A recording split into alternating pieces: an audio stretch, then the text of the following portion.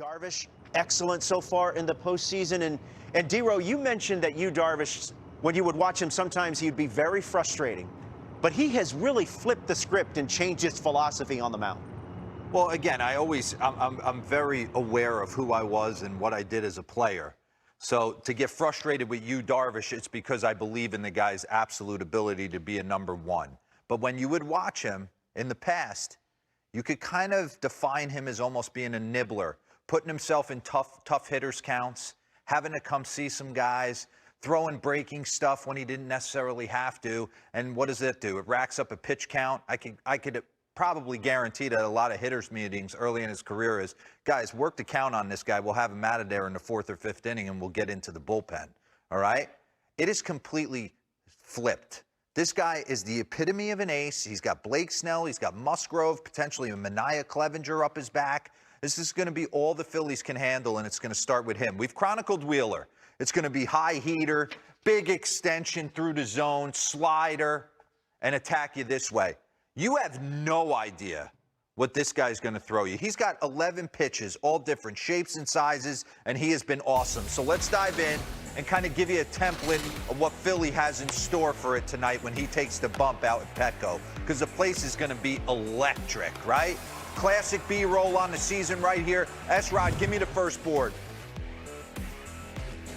So look at his ranks this year. This is the number one thing that jumps out at me. Second most innings he's ever pitched in his career. You're approaching 200 innings. You're putting in some serious work, right? 4th best ERA he's ever had in his career. Opponent average hitting 207. That's nothing. Nobody's slugging off him. He's not walking nearly as many people as he used to. And the WAR rate second his entire career. And what's changed for him? He's attacking the strike zone early in the count. Let's get into it. You saw it in the division series. You saw it all year with a myriad of pitches. But they're in the count. He'll give you cutter. He'll give you 4-seam heater to get ahead in the count. Doing different things to attack you in different ways. Pause this. S-Rod, bring up the next board for me. So look at this, right? Career splits. Throughout the course of the first 10 years of his career, strikeout percentage has gone down recently, which is not a bad thing. You don't have to strike everyone out. When you got Manny Machado, Ha-Sung Kim playing short, the ball player Cronenworth, put the ball in play. Trent Grisham can run it down with the best of them. Let your defense work for you. Minimize pitches. Go deeper in the game. No one's done it better. His last, how many, Nays? 25-plus starts. He's gone north of 6 innings leading into the game in the division series against the Dodgers. So, right, the strikeout percentage, don't be alarmed by that. It can come down. Look at the walk rate. He used to walk 8 guys. Now it's 4 to 5. Look at the zone percentage. Doesn't seem like much. 5% more in the zone has done wonders for him.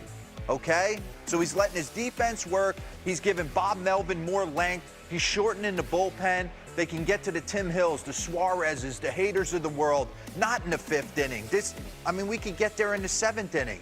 Get me as many outs as possible and be that workhorse for this team. I just want to take you, though.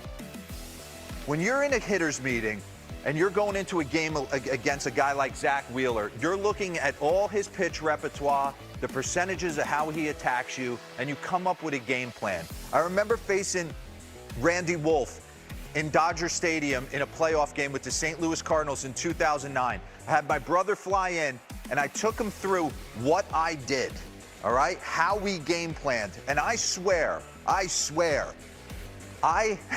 had a decent game that night, nothing fabulous, but I stepped out of the box, and if I saw 28 pitches, I called 26 of them, based on just the analytics, the numbers, how he would attack me, the counts, all these different things that go into it. You try and build a game plan. Some people sit on heater. Derek Jeter talked about sitting on heater every pitch. Jazz Chisholm was in here last week talking about I sit on spin. I was more into dissecting how you were going to attack me in certain moments of the game.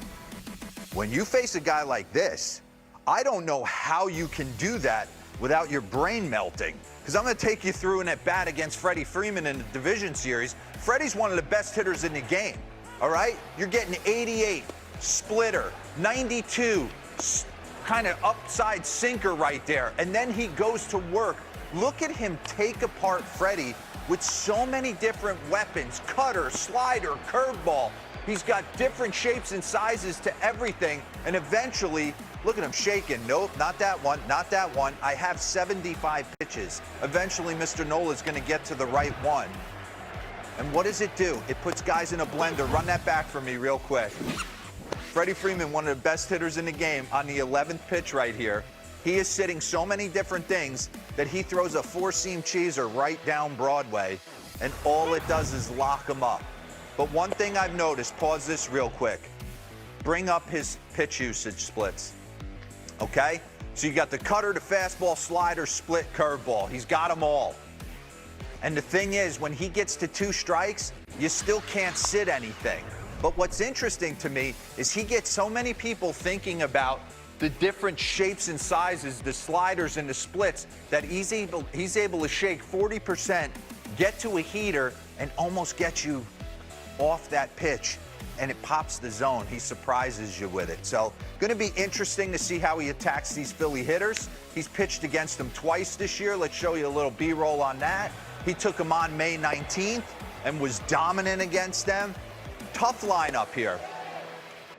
The Alec Boehms of the world, the Gene Seguras that hide at the bottom of this order, this is a lengthy lineup for him to have to go through. And you know Kyle Schwarber's not going to sit 1 for 20 the entire series like he did against the Atlanta Braves. At some point, he's going to get rolling.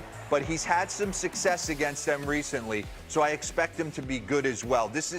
I'm so jacked up for this matchup, Robert. I think they're so even on paper. They have no idea who's going to make a big error, who's going to hit a big home run in a big spot. This is going to be a great series. Yeah.